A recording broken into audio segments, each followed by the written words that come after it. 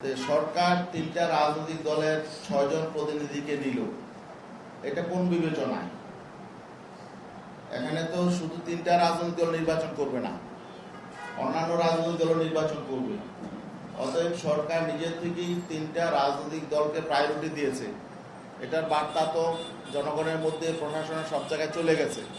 আমরা এই বিষয়টাই উল্লেখ করেছি। সরকারের উচিত না এমন কোনো কাজ করা যে কোনো রাজনৈতিক দলকে সেখানে প্রায়োরিটি দেওয়া অথবা কোনো রাজনৈতিক দলের পক্ষে অবস্থান করে, এটা তো ঠিক নয়।